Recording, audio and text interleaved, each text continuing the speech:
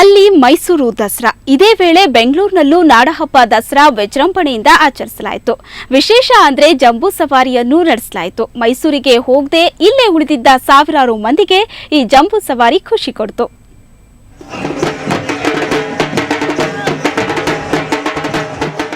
ಸಾಂಸ್ಕೃತಿಕ ನಗರಿ ಮೈಸೂರಿನಲ್ಲಷ್ಟೇ ಅಲ್ಲ, ಸಿಲಿಕಾನ್ ಸಿಟಿಯಲ್ಲೂ ಜಂಬೂ ಸವಾರಿ ಸಂಭ್ರಮ. ರಾಜಮಹಲ್ ಗುಟ್ಟಹಳ್ಳಿ ದಸರಾ ಸಮಿತಿ ನಾಡಹಬ್ಬ ದಸರಾ ಉತ್ಸವ ಆಯೋಜಿಸಿತ್ತು. ಈ ವೇಳೆ ದಸರಾ ಹೆಗ್ಗಳಿಕೆಯಾಗಿರುವ ಜಂಬೂ ಸವಾರಿಯನ್ನು ನಡೆಸಲಾಯಿತು. ದುರ್ಗೆಯನ್ನ ಪೂಜೆ ಮಾಡುವ ಮೂಲಕ ಶಾಸಕ ಅಶ್ವತ್ಥನಾರಾಯಣ್ ಜಂಬೂ ಸವಾರಿಗೆ ಚಾಲನೆ ನೀಡಿದ್ರು.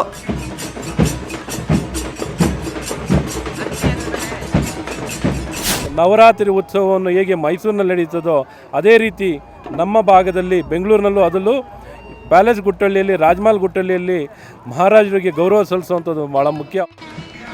ಸಿಂಗಾರಗೊಂಡ ಆನೆ, ದುರ್ಗೆಯ ವಿಗ್ರಹ ಇದ್ದ ಪಲ್ಲಕ್ಕಿ ಹೊತ್ತು ರಾಜಮಹಲ್ ಗುಟ್ಟಹಳ್ಳಿಯ ಬೀದಿ ಬೀದಿಗಳಲ್ಲಿ ಸವಾರಿ ಹೊರಡಿತು. ಈ ವೇಳೆ ವಿವಿಧ ಸಾಂಸ್ಕೃತಿಕ ತಂಡಗಳು ನೃತ್ಯ ಪ್ರದರ್ಶನ ನೀಡಿದ್ವು.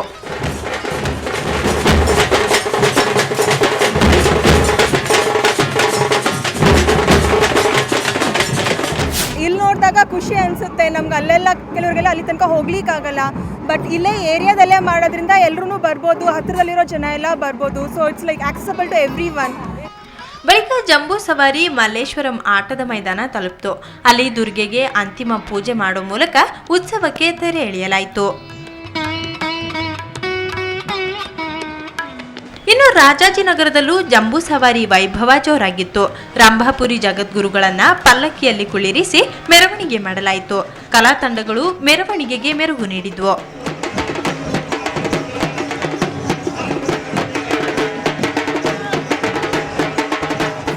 ಬನ್ನೇರುಘಟ್ಟದಲ್ಲೂ ಅದ್ಧೂರಿ ಜಂಬೂ ಸವಾರಿ. ಬನ್ನೇರುಘಟ್ಟ ಪಾರ್ಕ್ನಿಂದ ತರಿಸಲಾಗಿದ್ದ ವನರಾಜ ಎಂಬ ಆನೆ ಮೇಲೆ ಇತಿಹಾಸ ಪ್ರಸಿದ್ಧ ಚಂಪಕಧಾಮನ ಉತ್ಸವ ಮೂರ್ತಿಯನ್ನು ಇರಿಸಿ ಜಂಬೂ ಸವಾರಿ ನಡೆಸಲಾಯಿತು. ಪ್ರಮುಖ ಬೀದಿಗಳಲ್ಲಿ ಅದ್ಧೂರಿ ಮೆರವಣಿಗೆ, ಸಾಂಸ್ಕೃತಿಕ ಕಲಾ ತಂಡಗಳ ಪ್ರದರ್ಶನ ಉತ್ಸವದ ಆಕರ್ಷಣೆಯನ್ನ ಇಮ್ಮಡಿಗೊಳಿಸಿತು. ಮಸೂದ್, ಪವಿತ್ರ ಶೆಟ್ಟಿ ಜೊತೆ ಮಂಜುನಾಥ್, ಸುವರ್ಣ ನ್ಯೂಸ್ 24/7 ಬೆಂಗಳೂರು ಮತ್ತು ಆನೇಕಲ್. ಈಗ ಎಲ್ಲೆಲ್ಲೂ ನವರಾತ್ರಿ ಹಬ್ಬದ ಗುಂಗು, ಆದಿಶಕ್ತಿಯನ್ನ ಆರಾಧಿಸೋ ಸಂಭ್ರಮ, ಜೊತೆಗೆ ಹಬ್ಬದ ಊಟವನ್ನ ತಯಾರಿಸೋದು, ಸವಿಯೋ ತರಾತುರೆ. ಅದರ ಬ್ಯುಸಿ ಲೈಫ್ನ ನಡುವೆ ಜನಸಾಮಾನ್ಯವಾಗಿ ಹಬ್ಬದೂಟ ಸವಿಯಲು ಮೊರೆ ಹೋಗೋದು ಹೋಟೆಲ್ಗಳಿಗೆ. ಅಂದಹಾಗೆ ರಾಜಾಜಿನಗರದ ಹೋಟೆಲ್ ಮಹಾರಾಜ್ನಲ್ಲಿ ಹಬ್ಬದ ಸವಿಯೂಟ ಹೇಗಿತ್ತು ನೋಡ್ಕೊಂಬರೋಣ ಬನ್ನಿ.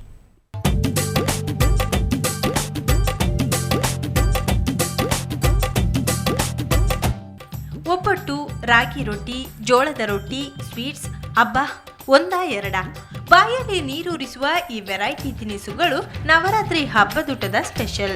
ಮನೆಯಲ್ಲಿ ಸಾಂಪ್ರದಾಯಿಕ ಹಬ್ಬದೂಟವನ್ನ ಸಿದ್ಧಪಡಿಸೋಕೆ ಸಾಧ್ಯವಾಗದೇ ಇದ್ದವರು ಹೋಟೆಲ್ ಮಹಾರಾಜ್ನಲ್ಲಿ ಸಿದ್ಧಪಡಿಸಿದ ಹಬ್ಬದ ರಸದೌತಣವನ್ನ ಸವಿದ್ರು.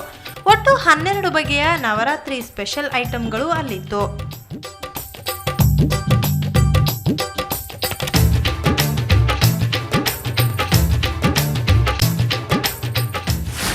ಈ ಕರ್ನಾಟಕ ಫುಡ್ ಫೆಸ್ಟಿವಲ್ ಅಂಥೇಳಿ ಅದಕ್ಕೆ ಒಂದು 10-12 ಥರ ಊಟದ ವೈಭವದಲ್ಲಿ ಅಕ್ಕಿ ರೊಟ್ಟಿ, ರಾಗಿ ರೊಟ್ಟಿ, ಜೋಳದ ರೊಟ್ಟಿ, ಆಮೇಲೆ ಬೇಳೆ ಒಬ್ಬಟ್ಟು, ಆಮೇಲೆ ಇದು ಚಟ್ನಿ ಪುಡಿಗಳು, ಸುಮಾರು ಐಟಮ್ 10-15 ವೈಭವದಲ್ಲಿ ಮಾಡ್ತಾಯಿದ್ದೀವಿ. ಹಬ್ಬದ ರಸದೌತಣದೊಂದಿಗೆ ಉತ್ತರ ಕರ್ನಾಟಕ ಶೈಲಿಯ ಖಾದ್ಯಗಳ ಕಂಪು ಅಲ್ಲಿತ್ತು. ಇದು ಹಬ್ಬದೂಟದ ಸವಿಯನ್ನ ಇನ್ನಷ್ಟು ಹೆಚ್ಚಿಸಿತು. ಗ್ರಾಹಕರಂತೂ ಕುಟುಂಬ ಸಮೇತರಾಗಿ ಬಂದು ಹಬ್ಬದೂಟ ಸವಿದ್ರು.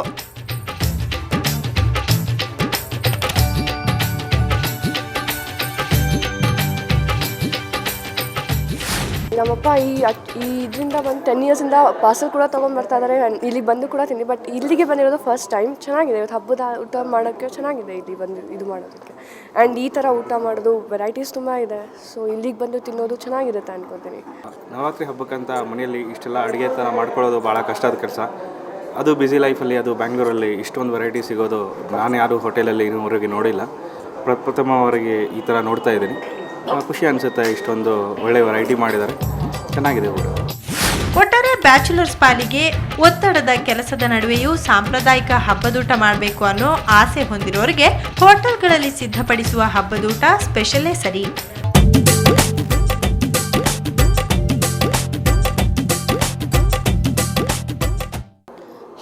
ಸಂಭ್ರಮ ಪೂರ್ಣಗೊಳ್ಳೋದು ಬಗೆ ಬಗೆಯ ಭಕ್ಷ್ಯ ಖಾದ್ಯಗಳ ರಸದೌತಣವನ್ನು ಸವಿದಾಗ. ಆದರೆ ಇಂದಿನ ಬ್ಯುಸಿ ಲೈಫ್ನ ನಡುವೆ ಈ ರೀತಿಯ ಹಬ್ಬದೂಟವನ್ನು ತಯಾರು ಮಾಡ್ಕೊಳ್ಳೋದು ಅಂದರೆ ಸ್ವಲ್ಪ ಕಷ್ಟನೇ. ಅಂಥವರು ಹೋಟೆಲ್ಗಳಿಗೆ ಬಂದು ಹಬ್ಬದೂಟದ ಸವಿಯನ್ನು ಸವಿದು ನವರಾತ್ರಿ ಹಬ್ಬವನ್ನು ಸಖತ್ತಾಗಿ ಎಂಜಾಯ್ ಮಾಡಿದರು. ಕ್ಯಾಮ್ರಾ ಪರ್ಸನ್ ಮೋಹನ್ ಜೊತೆ ಪವಿತ್ರ ಶೆಟ್ಟಿ, ಸುವರ್ಣ ನ್ಯೂಸ್ 24/7 ಬೆಂಗಳೂರು. ಹಿರಿಯ ಸಂಸ್ಕೃತ ವಿದ್ವಾಂಸ, ಭಾರತೀಯ ವಿದ್ಯಾಭವನದ ಅಧ್ಯಕ್ಷ ಡಾಕ್ಟರ್ ಮತ್ತೂರು ಕೃಷ್ಣಮೂರ್ತಿ ವಿಧಿವಶರಾಗಿದ್ದಾರೆ. ಬೆಂಗಳೂರಿನ ವಿಕ್ರಮ ಆಸ್ಪತ್ರೆಯಲ್ಲಿ ಇಂದು ಬೆಳಿಗ್ಗೆ ಮತ್ತೂರರು ಕೊನೆಯುಸಿರೆಳೆದಿದ್ದಾರೆ. ತೀವ್ರ ಉಸಿರಾಟ ತೊಂದರೆಯಿಂದ ಬಳಲ್ತಾ ಇದ್ದ ಅವರನ್ನು ಮುಂಜಾನೆ 4 ಗಂಟೆಗೆ ಆಸ್ಪತ್ರೆಗೆ ಸೇರಿಸಲಾಗಿತ್ತು. ಮತ್ತೂರು ಕೃಷ್ಣಮೂರ್ತಿ ಅವರ ಅಗಲಿಕೆಯಿಂದ ಸಾಂಸ್ಕೃತಿಕ ಲೋಕ ಬಡವಾಗಿದೆ.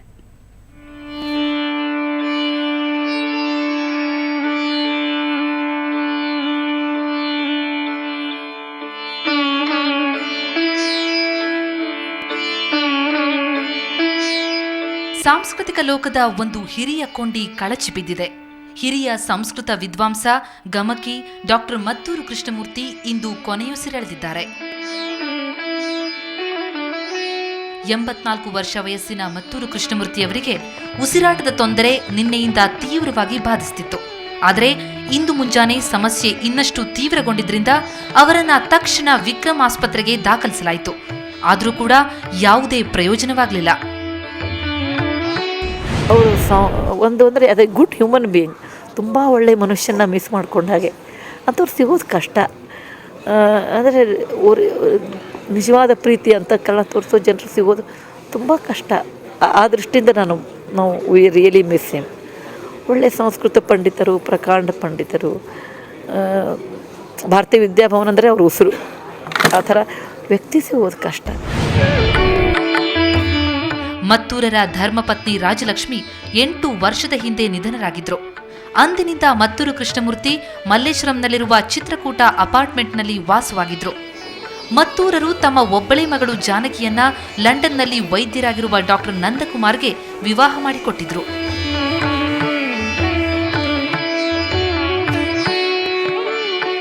ಭಾರತೀಯ ವಿದ್ಯಾಭವನದಲ್ಲಿ ಹಲವು ಗಣ್ಯರು ಮತ್ತೂರು ಕೃಷ್ಣಮೂರ್ತಿಯವರ ಅಂತಿಮ ದರ್ಶನ ಪಡೆದರು. ಮತ್ತೂರರ ನಿಧನಕ್ಕೆ ಗಣ್ಯರು ಕಂಬನಿ ಮಿಡಿದ್ರು. ಮಾಜಿ ಪ್ರಧಾನಿ ಎಚ್.ಡಿ. ದೇವೇಗೌಡ, ಮಾಜಿ ಸಿಎಂ ಯಡಿಯೂರಪ್ಪ, ಇನ್ಫೋಸಿಸ್ನ ಡಾಕ್ಟರ್ ಸುಧಾಮೂರ್ತಿ, ಹಿರಿಯ ನಟಿ ಬಿ ಸರೋಜಾದೇವಿ, ನಟ ಶ್ರೀನಾಥ್ ಮುಂತಾದ ಗಣ್ಯರು ಅಂತಿಮ ದರ್ಶನ ಪಡೆದರು. ಕೆಲವು ತಿಂಗಳಿಂದ ನಾವು ಅವ್ರು ಕುಂತು ಗಂಟೆಗಟ್ಟಲೆ ಕುಂತು ಮಾತಾಡಿ ಅನೇಕ ವಿಷಯಗಳ ಬಗ್ಗೆ ಚರ್ಚೆ ಮಾಡಿದೆ. ಇವತ್ತು ಬೆಳಗ್ಗೆ ನೋಡ್ತಿದ್ದಾಗ ಎಲೆಕ್ಟ್ರಾನಿಕ್ ಮೀಡಿಯಾ ಟಿವಿನ ತೀರ್ಕೊಂಡ್ರು ಅಂತ ಹೇಳಿ ಮನಸ್ಸು ತುಂಬ ನೋವಾಯಿತು. ಶಿವಮೊಗ್ಗಕ್ಕೆ ಮಾತ್ರ ಅಲ್ಲ, ಇಡೀ ರಾಜ್ಯಕ್ಕೆ ಮಾತ್ರ ಅಲ್ಲ, ಇಡೀ ನಾಡೇ ಇಂಥ ಉತ್ತಮ ಪಂಡಿತನೊಬ್ಬನ್ನು ಕರ್ಕೊಂಡು ಬಡವಾಗಿ ಬಹಳ ಅವ್ರಿಗೆ ವಿಶೇಷವಾಗಿ ಶಿಕ್ಷಣ ಕ್ಷೇತ್ರದಲ್ಲಿ ನಗರ ಪಾಲಿಕೆಗಳ ಜೊತೆ ಸೇರಿಕೊಂಡು ಒಂದಷ್ಟು ಈ ಬಡ ಮಕ್ಕಳಿಗೆ ನಾವು ಒಳ್ಳೆಯ ವಿದ್ಯಾಭ್ಯಾಸ ಕೊಡಬೇಕು ಅನ್ನೋದು ಒಂದು ಬಲವಾದ ಒಂದು ಇಚ್ಛೆ ಇತ್ತು. ಮತ್ತು ನಮ್ಮ ನಾಡಿನ ಅನೇಕ ಸಾಕ್ಷಿ ಪ್ರಜ್ಞೆ ಅಂತ ಹೇಳ್ಬೋದು ಅಂಥ ಮಹನೀಯರಲ್ಲಿ ಮತ್ತೂರರು ಒಬ್ಬರು. ಭಾರತೀಯ ವಿದ್ಯಾಭವನನ್ನು ಅವರು ಬೆಳೆಸಿದ ರೀತಿ.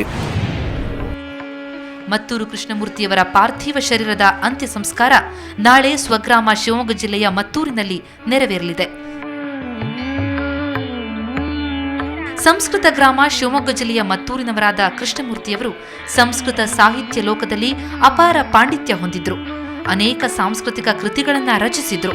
ಬಿಬಿಸಿ ವಾಹಿನಿಯಲ್ಲಿ ಅವರು ನಡೆಸಿಕೊಟ್ಟ ಭಾರತೀಯ ಹಬ್ಬಗಳ ಕುರಿತ ಉಪನ್ಯಾಸ ಅತ್ಯಂತ ಜನಪ್ರಿಯವಾಗಿತ್ತು.